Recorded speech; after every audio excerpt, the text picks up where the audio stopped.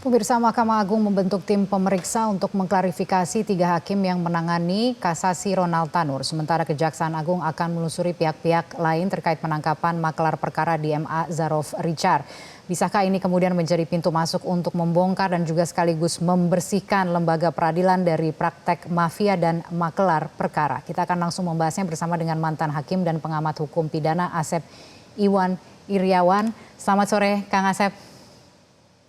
Selamat sore Mbak Kania. Ya, Kang Asep, terima kasih telah bergabung bersama kami di Metro hari ini. Kita komentari yang terlebih dahulu, Kang Asep. MA kan mengatakan akan membentuk tim pemeriksa untuk klarifikasi 3 hakim yang menangani kasasi Ronald Tanur. Bagaimana memastikan klarifikasi yang diberikan paling tidak jujur begitu? Sejauh mana klarifikasi yang diberikan ini bisa membongkar praktek makelar perkara di Mahkamah Agung? Ya, yang pertama kita berpikir positif lah, mudah-mudahan timnya yang di bawah sini bisa memeriksa 3 hakim itu.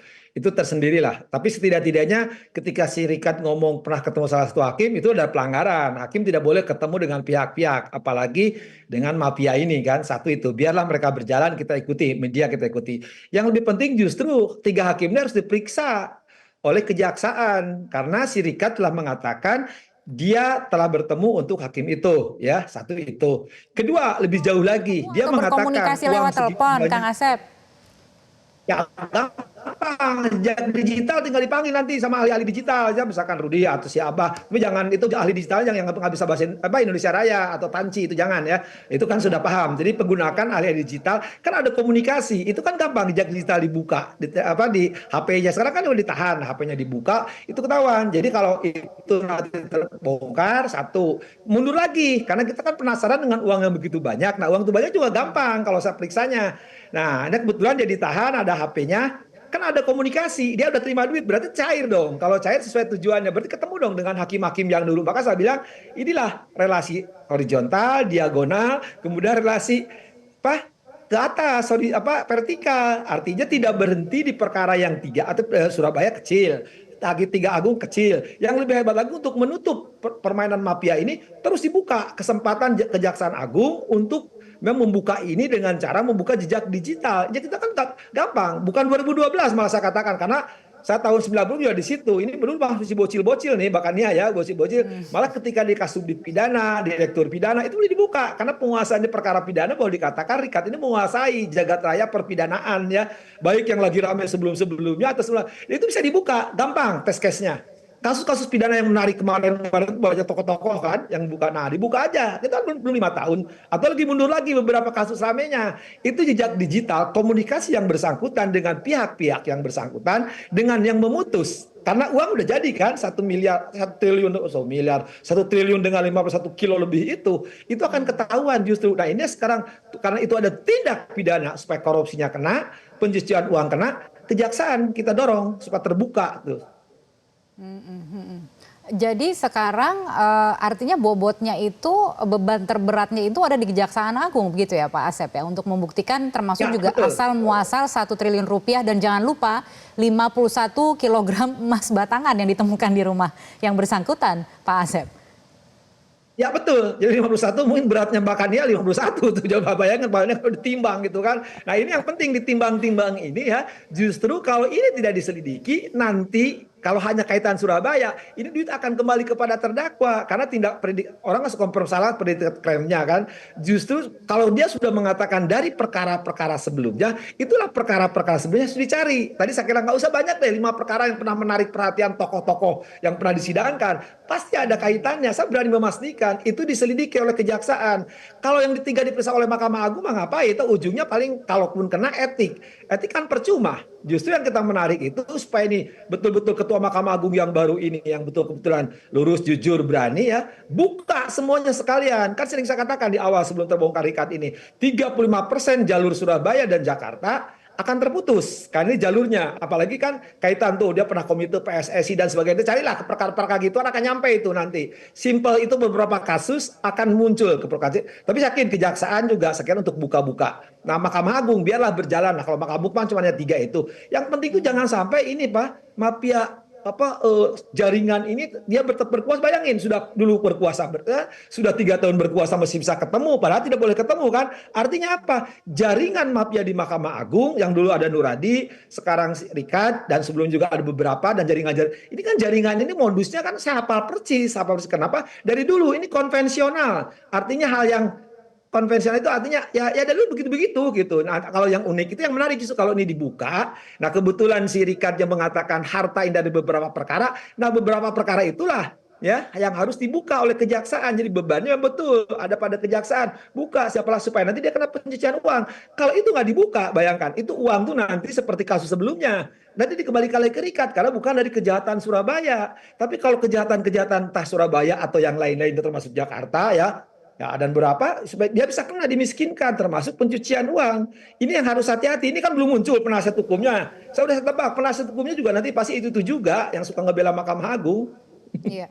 Ya, Pak Asep, ada keterangan kemudian dari Kejaksaan Agung yang mengatakan ya kalau tidak salah bahwa peran dari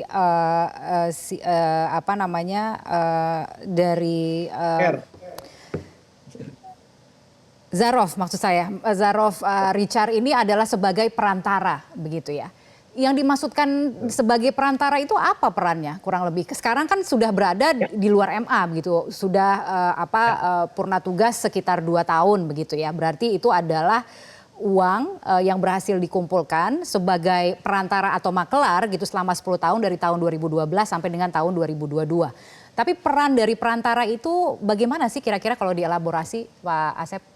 Apakah bekerja sendirian atau seperti apa kira-kira modusnya? Gini, saudara. Jadi ketika perkara di PN, di PT supaya di MA menang, tadi menang ya, bukan ingin benar, ingin menang. Nah, para pihak-pihak, entah melalui kuasa hukumnya, entah pihaknya, atau melalui jalur atasan, jalur bawah, tengah, atas itu hubungi.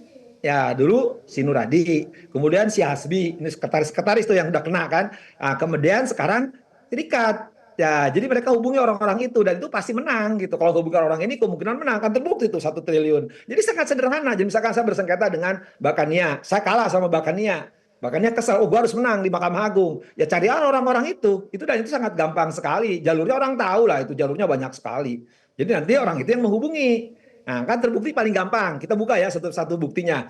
Dulu kasusnya yang sebelumnya tuh hakim yang toilet itu si Dimyati yang kena tuh Hakim Agung kan. Ya karena jalur pengacara yang dari Semarang kok kasus koperasi dikontak. Cuman sayang KPK tidak dilanjuti. Padahal ada hakim-hakim lain yang harusnya tidak lanjuti. KPK cuma meriksa tuh hilang. Tapi nggak apa-apa. Nah sekarang kebetulan kemudian juga kasus dulu juga beberapa hakim terkena itu kan karena mereka dikontak oleh pihak-pihak ya. Jadi hubungi aku tadi kan misalnya selalu orang kata hubungi aku kalau ingin menang. Ya hubungi mereka-mereka. Ya, nah mereka itu di Mahkamah Agung ada, di antaranya Nuradi, Jarop dan yang lain-lain lah ya. Sebagian udah ada yang lain, tapi yang penting yang 2 ini yang satu sudah jalan, nah yang satu ini Jarop inilah sebagai perantara atau penghubung, makelar atau markus yang menghubungi dan itu ya bayangkan kan paling gampang berita yang terbaru, dia ketemu salah satu hakim terlepas ketemu atau tidak. Tapi uang itu menunjukkan dia mengatakan bahwa uang itu hasil perkara, berarti sudah pernah tembus. Artinya pernah dimenangkan oleh Hakim Agung itu kan. Nah itu yang harus teliti. Justru intinya cuma itu kok yang harus kita kejaksaan membuka. Karena kalau aib ini tidak dibuka ya momentumnya Ketua Mahkamah Agung yang baru itu akan terus, ini akan berjalan. Jadi pola-pola konvensional ini akan berjalan dan tidak ada yang unik, tidak ada yang unik. Unik itu kalau ini dibuka semuanya, 1 triliun itu diantaranya itu kecil menurut saya. Dibukalah dulu perkara-perkara yang pernah diurus, diperantarai, dimaklari, dicaloin, dimarkusin oleh si Rikard itu perkara apa saja. Dan itu tadi saya katakan, buka aja jejak digital, kontaknya itu kan katakanlah ambil 5 tahun, katakanlah ambil 3 tahun, atau katakanlah ketika dia menjabat perkara tertentu, atau juga katakanlah gampang, sebenarnya di-compare dengan apa SPT dia kan, atau laporan apa LKHPN, itu kan ada perbedaan yang menonjol ketika uang masuk, ya itu akan kok sangat gampang. Kalau untuk makelar perkaranya sendiri ini di semua tingkatan begitu, artinya hanya di tingkat kasasi kah atau di tingkat pertama atau seperti apa? Di semua tingkatan itu bisa diatur melalui makelar perkara? Ya. Variasi. Satu misalkan paling gini tidak, satu makelar perkara paling tidak atau beberapa begitu? Gini, Mbak Kania. Jadi waktu ketangkap yang di Surabaya, yang di Jakarta, yang di Semarang, itu kan di tingkat PN juga. Ada juga yang bermain di tingkat MA. Ada juga ya MA si Richard ini, si Nur Hadi ini bisa perintahkan juga ke PNPT. Contoh yang paling gampang nih mungkin pemirsa bisa dengar semua. Ini kasus yang sangat menarik. Dan bayangin, dari Jokowi belum jadi wali kota, belum jadi presiden sampai sekarang rakyat biasa, itu ada kasus.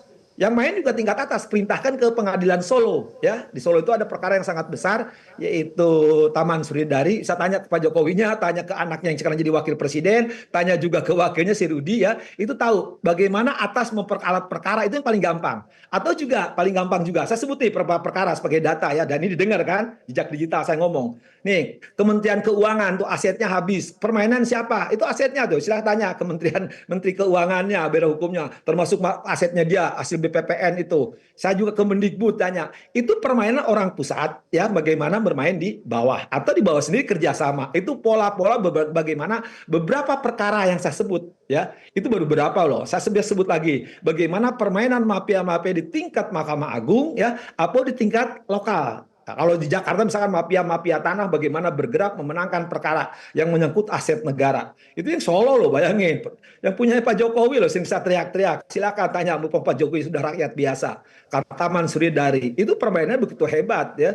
Silakan juga tanya tuh Pak Mahfud yang pernah jadi Menko Polhukamnya atau sebelum-sebelumnya.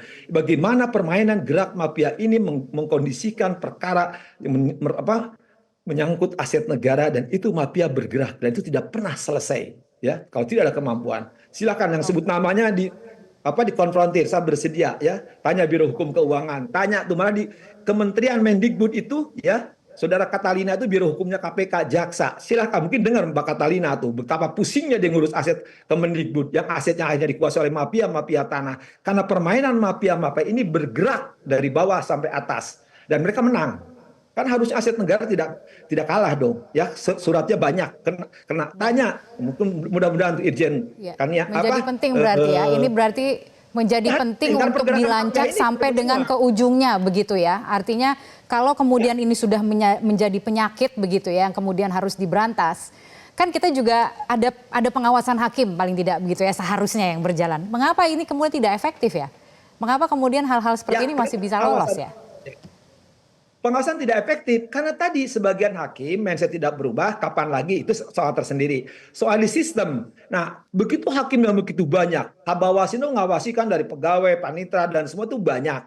Nah, sementara kan tidak mungkin itu diselesaikan oleh Bawas semuanya. Sementara Bawas sebagian besar saya anggap itu orang-orang bersih, para malaikat lah. Saya percaya Bawas itu karena Narto bekas Bawas, Buyarso bekas Bawas, Nugroho pernah Bawas. Tapi kan ini jauh sekali rentangnya ke seluruh Indonesia. Sedangkan mereka main. Jangankan itulah, makanya saya sebut aja. Ini saya sebut kejadian, tadi ada laporan. Bayangkan, mahasiswa saya ke Mahkamah Agung mendapat putusan ditugaskan oleh bekas komisaris kejaksaan, namanya Batara. Satpam aja minta duit, bayangin nih biar didengar oleh Mahkamah Agung. Nah, Batara saya udah ngomong di Metro TV. Bayangin segitunya tingkat kecil aja Satpam pun minta duit untuk gara-gara mahasiswa yang ditugaskan oleh bekas komisioner kejaksaan dimintain duit. Bayangin itu kecil, apalagi yang gede. Ya. Ya. Ini berarti jadi, bisa menjadi Bawas ngawasi dari tingkat satpam gitu banyak. Oke, baik. Ini berarti benar-benar memang harus diusut tuntas begitu ya. Tapi saya ingin bertanya Pak Asep, kalau terhadap vonisnya sendiri bagaimana? Apakah kemudian misalnya kasusnya ini harus diputus ulang atau seperti apa sebenarnya? Ya, kalau vonis Surabaya juga saya mempertanyakan. Pertama gini, kan bersamaan dengan putusan ya, jadi itu dicurigain kan harusnya perkara menarik itu cepat diputus dari dahulu. Nah apalagi setelah dikontak salah satu ketemu, terlepas ketemu atau tidak dengan si Rikat kan, cuma jadi masalah pertanyaan saya kenapa diputus bersamaan ya, bahkan tidak jauh berbeda jam semalam dengan ditangkapnya. Jangan-jangan kalau nggak ditangkap putusannya sama dengan Surabaya. Nah ini juga harus selidiki. Jadi waktu musyawarah ucapan sidang itu jangan-jangan istilah hukumnya antidataran mundur. Ini perlu sedikit. Nah kaitannya dengan nanti saya percayakanlah 3 orang hakim agung memeriksa atas perintah ketua atau nanti oleh kejaksaan diperiksa. Jadi waktu demi waktu itu putusan itu ya kan gini sederhana lagi. Kan hakim agung Mahkamah Agung suka perintahkan kepada PN ketika diputus besoknya harus keluar minutasi atau putusan sudah selesai. Faktanya kan sampai sekarang itu katanya diputus tanggal 24, 23 ya ketika ditangkap itu. Sampai sekarang kan belum, baru minutasi. Itu juga tanda tanya bagi saya. Satu itu proses penyelesaian perkaranya bagi 3 orang itu. Kedua, ini kalau segi materi putusan, ini jelas bukan penganiayaan kalau saya. pembunuhan sesuai dengan jaksa tuntutannya. Artinya jelas dilindas di apa itu sama tadi. Saya tidak, ini bukan penganiayaan kok. Kalau pembunuhan sehingga hukumannya lebih berat. Cuman tapi udahlah nggak usah lihat pembunuhan lebih berat. Hukuman 5 tahun juga kan dipertanyakan publik. Cuman proses pengambilan 5 tahunnya itu kok diputusnya kok bersamaan dengan ditangkapnya. Kenapa nggak dari dulu? Kan diputus sudah lama, hampir 1 semester. Kok baru putus sekarang? Malah rentang waktu antara ramenya telah diputus oleh Surabaya, kemudian di Mahkamah Agung. Lama kan? Bahkan hasil pengawasan Pak, Mahkamah Agung ke bawah belum keluar, sedangkan KAI sudah keluar supaya dipecat. Karena KAI udah punya data, kita punya data bahwa itu telah ada sesuatu, cuma belum ada bukti, tunggu di OTT kan. Itu juga dipertanyaan. Makanya saya bilang putusan ini segi prosesnya, segi isinya, segi minutasinya juga pertanyaan besar bagi saya. Lalu artinya apa? Artinya kemudian apakah vonis itu mutlak masih berlaku atau proses hukumnya apa yang bisa dilakukan?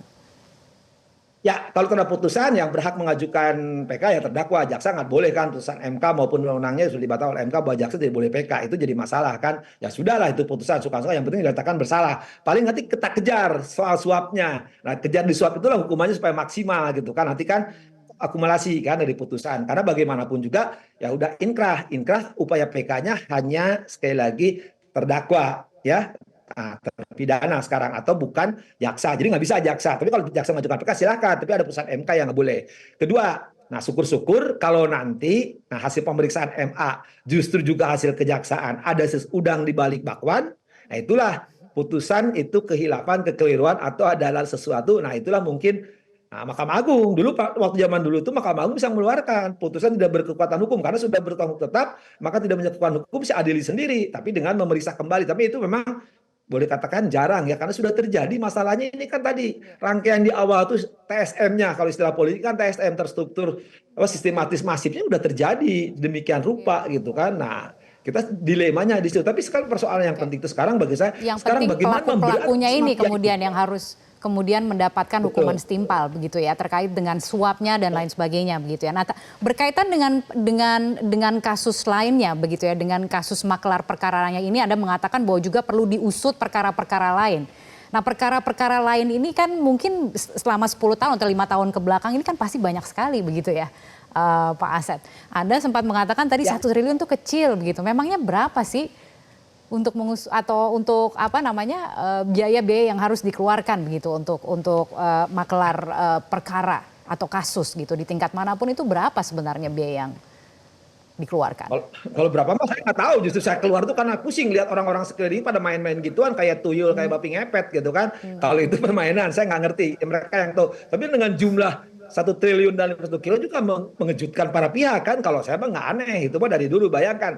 Ambil aja, kan nggak mungkin satu perkara 1 triliun. Kita ambil aja misalkan, nah udahlah 50, misalkan kita nggak ngerti ya soal uang. 1 triliun bagi 50 berarti udah 50 kita kurangi aja untuk sampel kan. Kita ikut-ikut ke lembaga survei aja. Ambil aja 5 kasus yang menarik gitu kan. Nah yang menarik itu yang paling gampang yang menyangkut tokoh-tokoh kemarin itu yang pernah dimuat itu. Tarik lagi lah perkara, kita kecilkan lagi perkara pidana.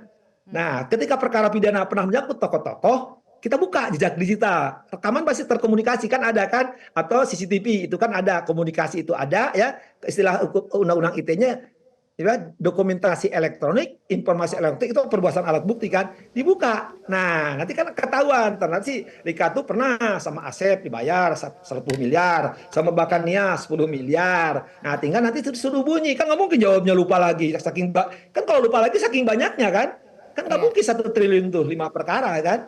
Artinya pasti itu bisa dibagi. Ambil sampel aja kata saya tadi, 5 perkara aja lah yang menarik perhatian atau 10 perkara yang menarik perhatian, buka bagaimana kontak-kontak yang bersangkutan dan itu dapat pasti. Nggak mungkin nggak dapat. Kejaksaan punya alat canggih kok. Nah cuma tadi tinggal bagaimana kejaksaan berani nggak ya. Nah, saya ada kesempatan momentum ini untuk membersihkan lembaga peradilan untuk semua loh, bukan untuk 1-2 kok, untuk semua, Mbak. Jangan terulang karena jangan-jangan yang ramai ketika konsultasi kemarin rame-rame putusan hakim dan sebagainya juga ada di situ. Jangan-jangan juga perkara-perkara yang suka rame di media juga jangan-jangan ada di situ gitu kan. Nah, silakan kita buka lah. Kita percaya, kalau saya lebih percaya kejaksaan buka, panggil ahli-ahli ya nanti tentang ahli digital ya yang tapi digital sekali lagi yang betul-betul ahli bukan ahli berpendapat atau pendapat sesuai pendapatan ya. Sekira banyaklah ahli-ahli sekarang memang betul.